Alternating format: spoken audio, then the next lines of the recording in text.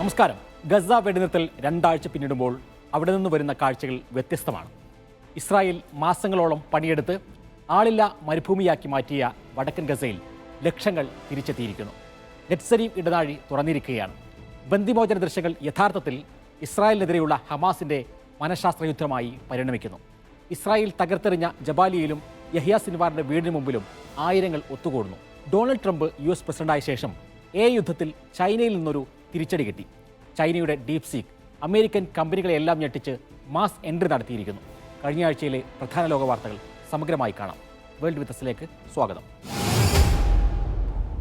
വെടിനിർത്തലിന്റെ ഭാഗമായി ഒടുവിൽ നെറ്റ്സരീം ഇടനാഴി തുറക്കാൻ ഇസ്രായേൽ നിർബന്ധിതരായി. അതോടെ ലക്ഷങ്ങളാണ് വടക്കൻ ഗസയിലേക്ക് തിരിച്ചെത്തിയത്. കഴിഞ്ഞ ഒരു വർഷത്തിനിടെ 2 ധ്രുവങ്ങളിലായി വിഭജിക്കപ്പെട്ട കുടുംബാംഗങ്ങൾ വീണ്ടും സംഗമിക്കുന്ന കാഴ്ച ഹൃദ്യമായിരുന്നു. ഇസ്രായേലിന്റെ വലിയൊരു പദ്ധതിക്കാണ് ഇത് തിരിച്ചടിയായിരിക്കുന്നത്. ഗസ വെടിനിർത്തലുമായി ബന്ധപ്പെട്ട എല്ലാ ചർച്ചകളിലും ഏറ്റവും പ്രധാനപ്പെട്ട ഒരു പോയിന്റായിരുന്നു നെറ്റ്സരീം ഇടനാഴി എന്ന് പറയുന്നത്. എന്താണ് ഈ നെറ്റ്സരീം ഇടനാഴി എന്നുള്ളതാണ് വിശദമായി നമ്മൾ നോക്കുന്നത്. ഇക്കാണുന്നതാണ് ഗസയുടെ ഒരു മാപ്പ്.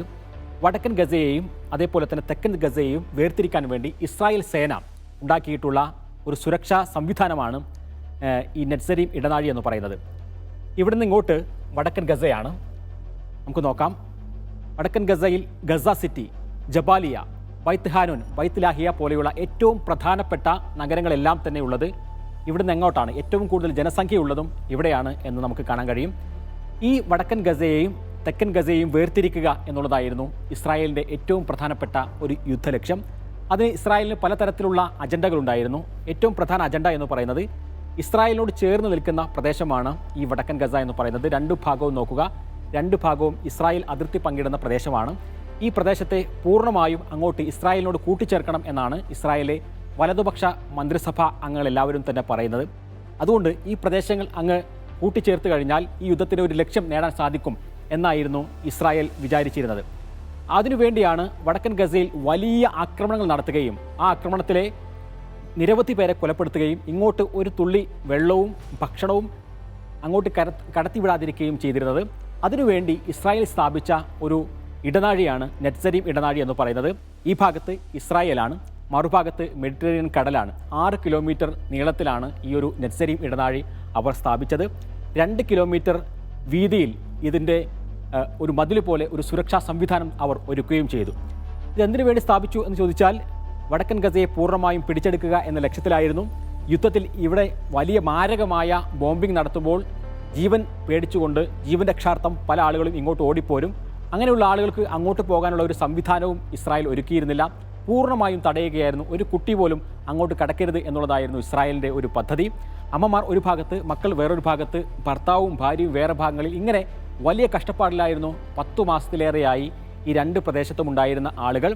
അതുകൊണ്ട് തന്നെ ഇവിടെയുള്ള മുഴുവൻ ഹോസ്പിറ്റലുകളും ഇസ്രായേൽ തകർത്ത് കഴിഞ്ഞു.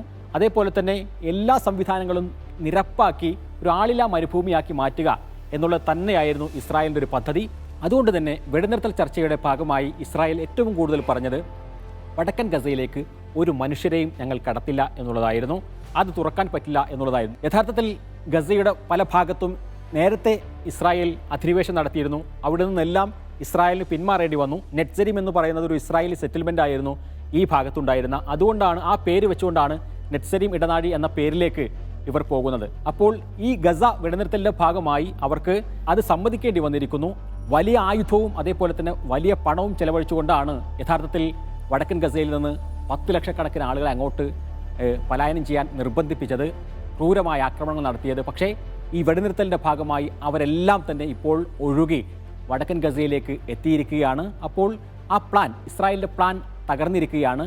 ജനറൽ പ്ലാൻ എന്ന പേരിൽ ഗസയെ പൂർണ്ണമായും ഈജിപ്തിലേക്ക് മാറ്റാനുള്ള പദ്ധതിയുടെ ആദ്യ പടിയായിരുന്നു വടക്കൻ ഗസയെങ്കിലും പിടിക്കുക എന്നുള്ളത്. അങ്ങനെ യുദ്ധത്തിൻ്റെ 15 മാസം മുന്നോട്ട് പോയാൽ വടക്കൻ ഗസയിലേക്ക് ആരും തിരിച്ചു വരില്ല എന്നുള്ളതായിരുന്നു ഇസ്രായേലിൻ്റെ പദ്ധതി. പക്ഷേ ഈ ബന്ദികളെ വിട്ടുകിട്ടാനെങ്കിലും ആ നെറ്റ്സരീം ഇടനാഴി തുറക്കേണ്ടി വന്നിരിക്കുകയാണ് ഇസ്രായേലിന്. ഗസയിൽ ബന്ദിമോചനം തുടരുകയാണ്. ജീവിച്ചിരിക്കുന്ന വനിതാ ബന്ദികളെയെല്ലാം ഹമാസ് മോചിപ്പിച്ചു കഴിഞ്ഞു. ഇനി അവശേഷിക്കുന്നത് പുരുഷ ബന്ദികളാണ്. അവരിൽ കൂടുതലും സൈനികരും. ബന്ദികളെ വിട്ടയക്കുന്ന ചടങ്ങ് ഇസ്രായേലിനും അറബ് ലോകത്തിനും ലോകരാജ്യങ്ങൾക്കുമുള്ള സന്ദേശമായിട്ടാണ് ഹമാസ് സംവിധാനം ചെയ്യുന്നത്. ബന്ദികളെ വിട്ടയക്കുന്ന സ്ഥലം മുതൽ സ്റ്റേജും ബാനറും ബന്ദികളുടെ വേഷവുമെല്ലാം മനഃശാസ്ത്രപരമായി ഇസ്രായേലിന് തിരിച്ചടി നൽകാൻ ഹമാസ് ഉപയോഗിക്കുകയാണ്.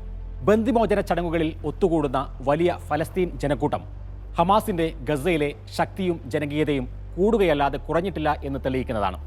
ഹമാസ് അല്ലാത്ത മറ്റൊരു സംവിധാനം ഗസ ഭരിക്കുക എന്നതാണ് ഇസ്രായേലിൻ്റെയും US പ്രസിഡന്റ് ഡൊണാൾഡ് ട്രംപിൻ്റെയും മനസ്സിലിരിപ്പ്. പക്ഷേ ഗസയിൽ എല്ലായിടത്തും ഇന്ന് ഏറ്റവും ശക്തമായ സംവിധാനം ഹമാസ് തന്നെയാണ് എന്ന് ബന്ദിമോചന ദൃശ്യങ്ങൾ തെളിയിക്കുന്നു. അവിടെ എത്തുന്ന ജനങ്ങളെ നിയന്ത്രിക്കാൻ ഇസ്രായേൽ പ്രധാനമന്ത്രി ബെന്യാമിൻ നെതന്യാഹു ആവശ്യപ്പെട്ടതും ഹമാസിനോടാണ് എന്നത് ഏറെ വിചിത്രമായി. മുഹമ്മദ് ലൈഫ് അടക്കം പ്രമുഖരായ ഹമാസ് നേതാക്കളുടെ മരണം സംഘടന സ്ഥിരീകരിച്ചിരിക്കുകയാണ്. ഹമാസിന്റെ സൈനിക വിഭാഗമായ അൽ ഖസാം ബ്രിഗേഡിന്റെ തലവനായിരുന്നു മുഹമ്മദ് ലൈഫ്. ഒക്ടോബർ 7 ആക്രമണത്തിന്റെ സൂത്രധാരകരിൽ ഒരാൾ. 1990 മുതൽ ദീർഘകാലമായി അൽ ഖസാം ബ്രിഗേഡിന്റെ പോരാട്ടങ്ങൾക്ക് നേതൃത്വം കൊടുത്തത് മുഹമ്മദ് ലൈഫായിരുന്നു. ഇസ്രായേലിന് ഇപ്പോഴും പിടികിട്ടാത്ത ഹമാസിന്റെ തുരങ്ക ശൃംഖലയുടെ ആസൂത്രകനും ലൈഫാണെന്നാണ് കരുതുന്നത്. ഡീപ്സീക്കിന്റെ കടന്നുവരവോടെ AI യുദ്ധം മറ്റൊരു തലത്തിലേക്ക് മാറുകയാണ്. ChatGPT അടക്കം മലർത്തിയടിച്ച് ദിവസങ്ങൾക്കുള്ളിൽ വൻ ജനകീയത നേടാൻ ഈ ചൈനീസ് ചാറ്റ്ബോട്ടിനായി. US ഓഹരി വിപണിയിൽ മൈക്രോസോഫ്റ്റ്, മെറ്റ തുടങ്ങിയ ടെക് ഭീമന്മാർക്കെല്ലാം കനത്ത തിരിച്ചടി നേരിട്ടുകൊണ്ടിരിക്കുകയാണ്. AI യുദ്ധമേഖലയിൽ US-ഉം ചൈനയും നേരിട്ട് ഏറ്റുമുട്ടുമ്പോൾ എന്താണ് സംഭവിക്കുക? ചെലവ് കുറഞ്ഞ AI ചിപ്പാണ് ഡീപ്സീക്കിന്റെ പ്രത്യേകത. അതുകൊണ്ട് തന്നെ അമേരിക്കയിലെ AI ചിപ്പ് നിർമ്മാതാക്കളായ കമ്പനികളുടെ ഓഹരികൾ കൂപ്പുകുത്തി. NVIDIAക്ക് മാത്രം $600 ബില്യൺ നഷ്ടമായത്. ഡീപ്സീക്ക് ഭീഷണിയാണെന്ന് ട്രംപ് തന്നെ പറയുന്നു. ഡീപ്സീക്ക് വരുന്നതോടെ AI മേഖലയിൽ രാഷ്ട്രീയമായ മാറ്റമുണ്ടാകുമോ? US മേധാവിത്വത്തിലുള്ള മുതലാളിത്ത വ്യവസ്ഥയിൽ നിന്നും AIയെ മോചിപ്പിക്കാൻ ചൈനയ്ക്ക് കഴിയുമോ? സാങ്കേതിക വിദ്യയുടെ ലോകത്ത് ഒഴുക്കിനെതിരെയുള്ള മുന്നേറ്റമാകാൻ ഇത്തരം സംരംഭങ്ങൾക്ക് ശേഷിയുണ്ടാകുമോ? കാത്തിരിക്കാം.